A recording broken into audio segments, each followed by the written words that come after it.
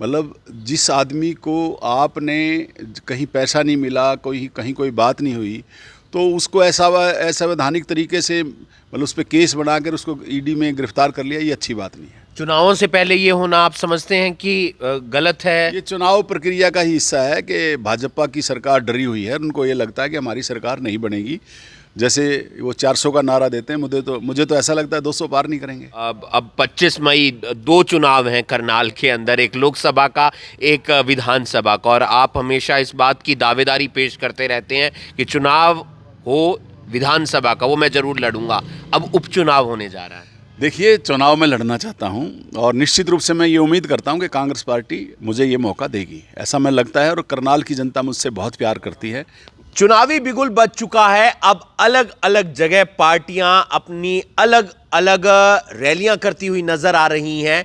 कोई किसी पार्टी को छोड़कर दूसरी पार्टी में शामिल हो रहा है, लेकिन हरियाणा के लिए जो तारीख अहम है वो है 25 मई, जब सभी नेताओं की जो किस्मत है वो ईवीएम में बंद हो जाएगी। हमारे साथ कांग्रेस के कार्यकारी अध्यक्ष हरियाणा के सुरेश गुप्ता मौजूद हैं। उनसे एक बार जान लेते हैं कि तमाम जो मुद्दे चल रहे हैं, और इस वक्त सबसे बड़ा मुद्दा है दिल्ली के मुख्यमंत्री अरविंद केजरीवाल की गिरफ्तारी। किस तरीके से देखते हैं, कितना प्रभाव पूरे देश की राजनीति पर डालेगा ये? पूरे भारतवर्ष में जो हमारा अग्रवाल समाज है, उस अग्रवाल समाज से एक ही मुख्यमंत्री दिल्ली में थे, अरविंद केजरीवाल जी, और इनको असंवैधानिक तरीके से गिरफ्तार किया गया है और मैं उसकी कड़े शब्दों में निंदा करता हूं। और मैं पूरे भारतवर्ष के अग्रवाल समाज को ये भी कहता हूं कि ये उनकी आत्मा पे चोट है। लेकिन आप लोग पहले, अगर कांग्रेस की बात करें, जब तक इंडिया गठबंधन नहीं था, तो आप लोग भी अरविंद केजरीवाल के खिलाफ बोला करते थे।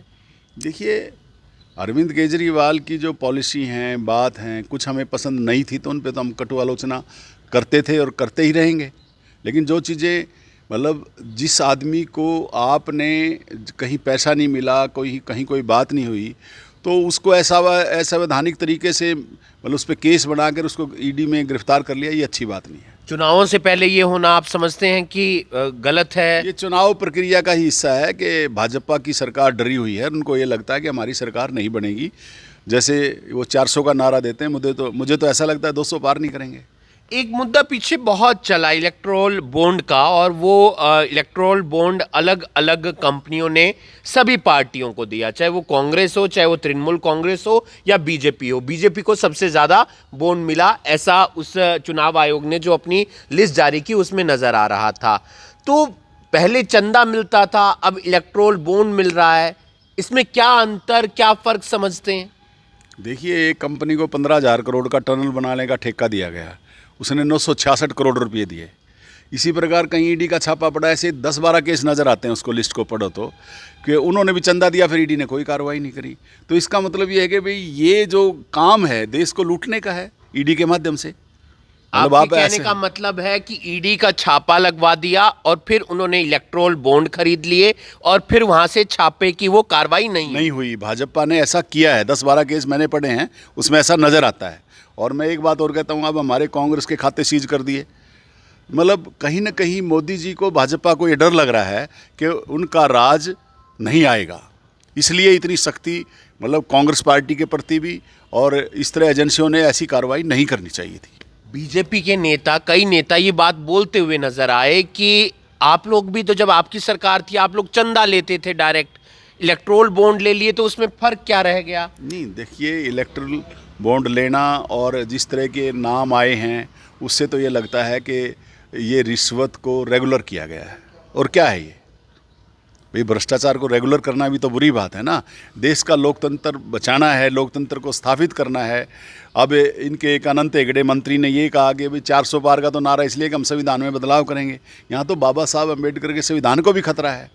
तो मतलब आप समझिए इस बात को कि मैं आज ये कहना चाहता हूँ कि हिंदुस्तान के लोग, हरियाणा के लोग इस जो लोकसभा का चुनाव है इसमें बहुत बड़ा बदलाव करें, और बदलाव करेंगे और कांग्रेस को और इंडिया गठबंधन को लेके आएंगे तो निश्चित रूप से इस देश का संविधान बचेगा, देश के हित साधे जाएंगे।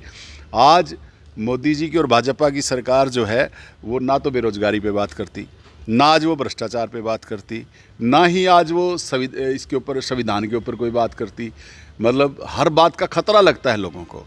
आयुष्मान योजना हरियाणा सरकार की एक योजना, तमाम लोगों ने इलाज करवाए और तमाम मंत्री हों, पूर्व मुख्यमंत्रियों मंच से ये बात बोलते हुए नजर आते हैं कि इसका फायदा बहुत लोगों ने उठाया। कांग्रेस पार्टी का इस पर क्या रुख है? देखिए, मैं एक बात बताना चाहता हूँ, कई महीने तो हॉस्पिटलों ने इलाज ही नहीं किया, सिर्फ उनके पेमेंटें रुकी हुई है 6-6 महीने से।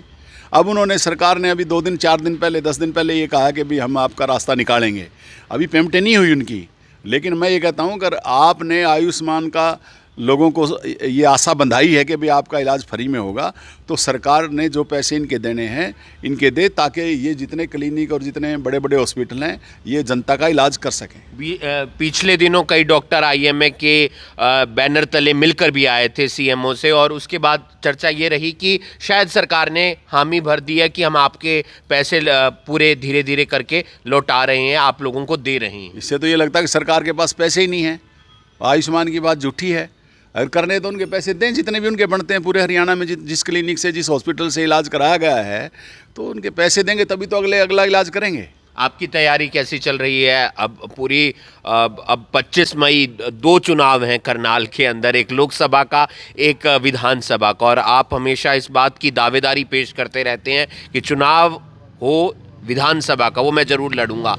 अब उपचुनाव होने जा रहा है। देखिए, चुनाव में लड़ना चाहता हूं और निश्चित रूप से मैं ये उम्मीद करता हूं कि कांग्रेस पार्टी मुझे ये मौका देगी, ऐसा मैं लगता है। और करनाल की जनता मुझसे बहुत प्यार करती है, उनका आशीर्वाद मिलेगा।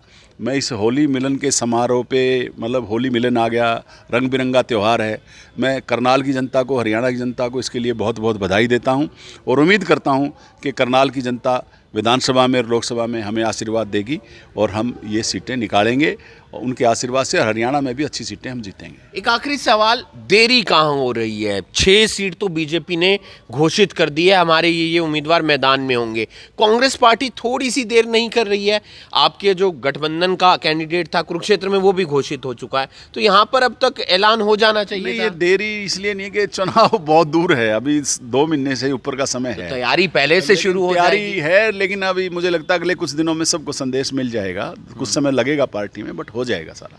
तो आप देख सकते हैं सुरेश गुप्ता, कांग्रेस के प्रदेश कार्यकारी अध्यक्ष, तमाम मुद्दों को लेकर अपनी राय रखते हुए नजर आए, चाहे वो इलेक्टोरल बॉन्ड का मुद्दा हो, चाहे वो कांग्रेस पार्टी के जो खाते सीज हुए हैं उनका मुद्दा हो। और इसके अलावा जब उपचुनाव को लेकर उनसे बात की तो उन्होंने कहा कि मैं चुनाव लड़ने के लिए पूरी तरह से तैयार हूं। आगे पार्टी क्या कुछ अपनी राय रखती है वो भी देखने वाली बात होगी, और जल्द ही कांग्रेस पार्टी के लोकसभा के जो उम्मीदवार हैं हरियाणा के अंदर वो भी घोषित हो जाएंगे। आप देख रहे हैं नेताजी, मैं हूं आपके साथ हिमांशु नारंग।